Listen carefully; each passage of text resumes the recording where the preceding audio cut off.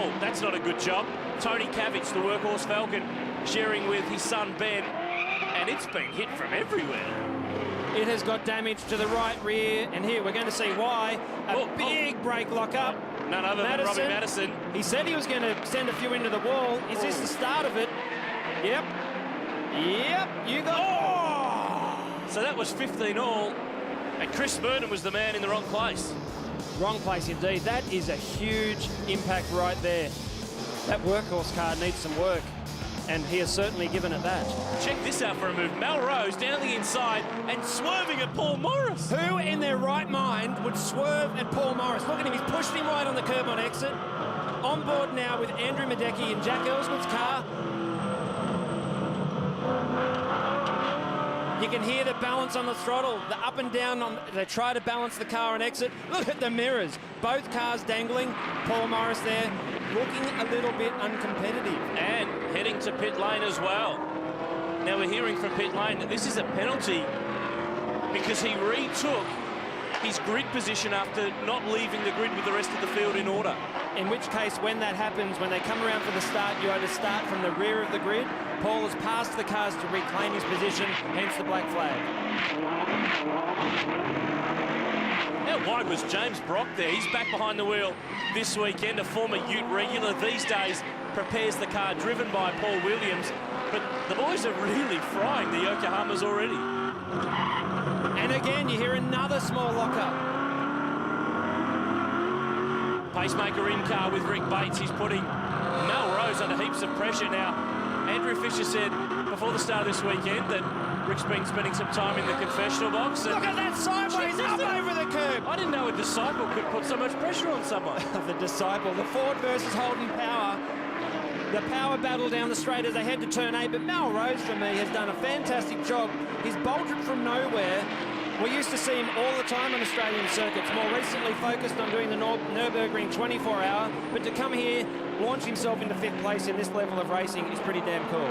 Have a look at the lunges here at turn 9. That's Charlie O'Brien putting a move on James Brock, and Charlie's driving with Steve McFadden this weekend. And this is a Yokohama replay at turn 8. Robbie Madison, that's standard. That is scary to watch. Did it in practice? Hey, why not, Robbie? Do it in the race as well, brother. Chris Pether here trying to fight back through the field. He's been into the pits for a drive-through penalty because of a jump start, and he's just trying to get back into the top 10. He'll be filthy too. Showed good speed, qualified in the front row. Another engine failure and another Holden. Another barbecue as well. Matt Lockwood, the Kiwi, teaming up with Steve Hodges. Yokohama replay down at turn 9. And geez, I hope that hasn't left oil on turn 8. The exit of turn 8 with oil, can you imagine? Oh, I'd rather not.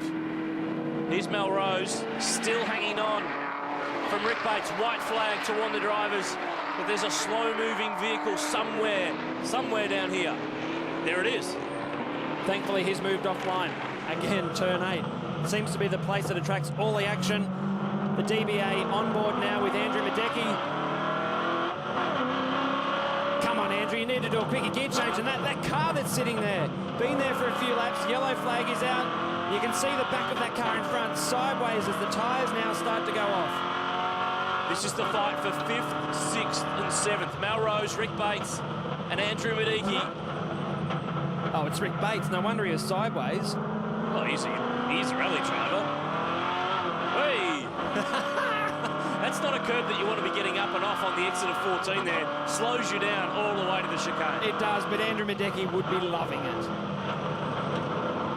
Boom! Hits a tyre bundle. Doesn't mind hitting an apex. I think he's broken the steering. He hit that curb so hard. He's having a think about it here. He's having a good feel of the car. That was a big impact. And it's a worry if Tim Lay's passing you around the outside, there's clearly a problem. Meanwhile, his young fellow is off and running. George Madecki really has got no one in the rearview mirror. He's dominated from the front row. He has. If ever there was any father-son debate at home over the dinner table, I think George has laid claim now and stated, Dad, I'm better than you. He's on his way home at the end of race 1 of the weekend. Of course, in race 2, the regular drivers get back into their cars, and it's an all-in brawl for race 3. But George Madecki started it off perfectly, 6 seconds in front of Steve Owen. That's a gap pretty much unheard of in Ute racing. It is, but to be fair, George is fresh out of V8Utes, so he's very familiar with the characteristics. That's not to say it's not a great performance. As you said, that is a big margin over a short distance. And he's going to cruise to the line. George Maniki puts one on the board for Ford in 2010 in the Yokohama V8 Ute Series. Steve Owen second, Luke Youlden home in third. There's Leanne Tander, the Thirsty Camel Commodore. He's had a few dramas over the course of the weekend so far, but Melrose hangs on and takes a well-earned fifth. And the battles continue right throughout the field. Go, Charlie O'Brien, no. Steve Robinson just managed to grab 9th place on the line. But Charlie O'Brien to finish in 10th. I used to live with Uncle Charlie, good friend of mine, and a great result.